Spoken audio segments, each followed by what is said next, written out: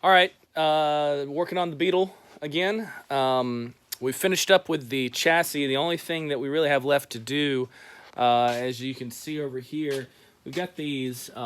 This is for your rear heater boxes, and we've just got to find a spot to tack weld these guys down. It's supposed to be kind of in this area somewhere, and that tacks down right there. And these guys, this goes in your rear heater box to open and close it to allow your heat in. That is controlled by your levers right there.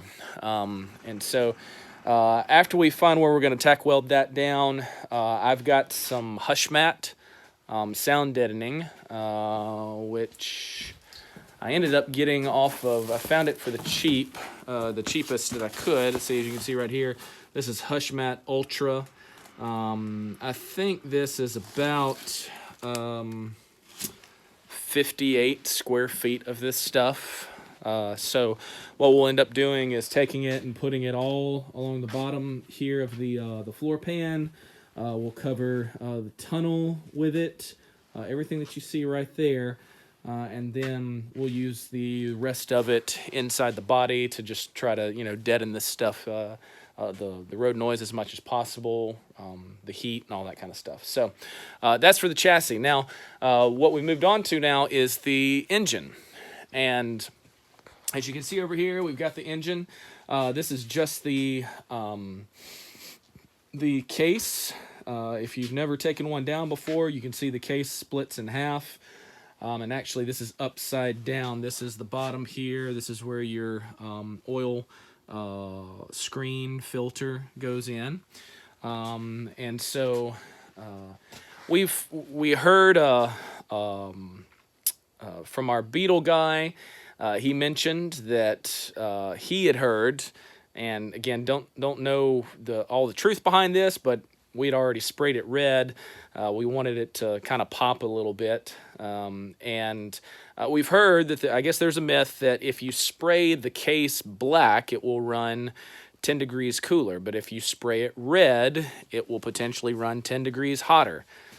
We've already sprayed it red, so we're going to rock and roll with that, and hopefully we'll be okay. So we've got this all pulled apart. There's nothing inside of it. It's all cleaned out, and we're getting ready to start reassembly. Disassembly was pretty easy. You've got, I believe, about 13 nuts that go around that you have to take off, and some of them are kind of hidden a little bit as you're going around it.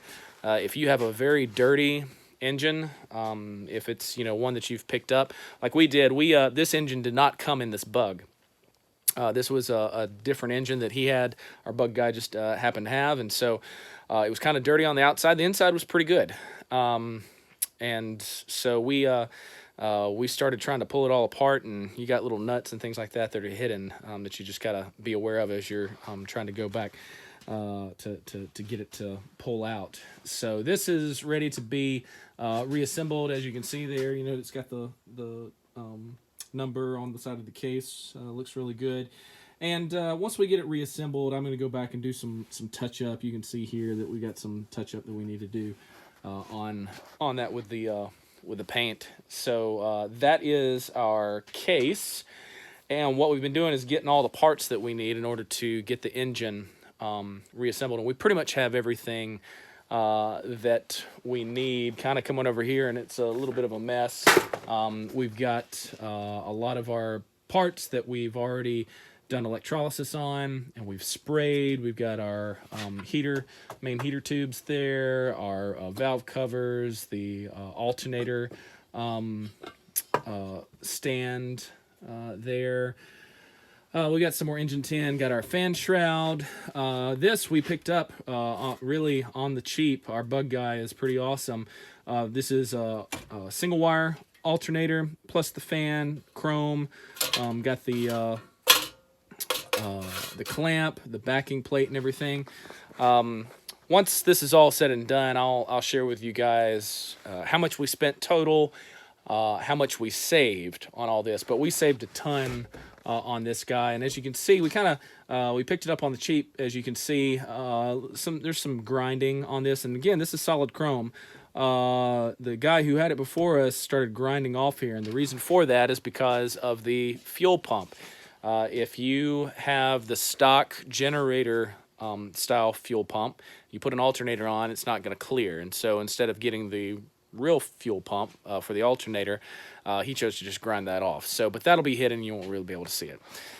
We got more tin, as you can see. This is sprayed, this is not. We've been putting all this through the electrolysis, and what we'll do is we'll put some phosphoric acid on this just to get all the nooks and crannies, and then we'll spray it just like all this with the black.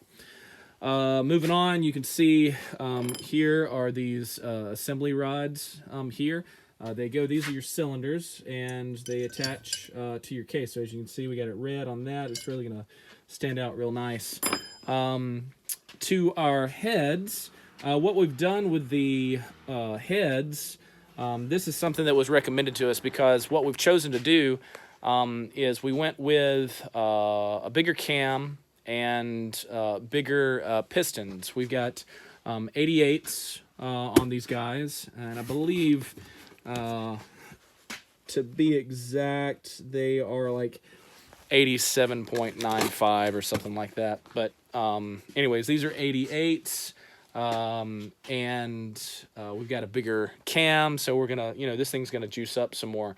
On these heads, what we were told to do, if you don't know this or not, on the inside here, on your exhaust side, so these are the exhaust sides, the outer sides here, there is a ridge down in there, and I don't know if you can really see this or not, but you can kind of see the spacing there. I can stick my finger down in there. Normally, your finger won't hardly fit down in there, and so we took an air tool, air grinder, and you reach down in there and you start grinding that lip off, and what this does, it allows the fuel to flow better through there instead of it being like 90 degrees, because the fuel doesn't like 90 degrees. It likes smooth edges.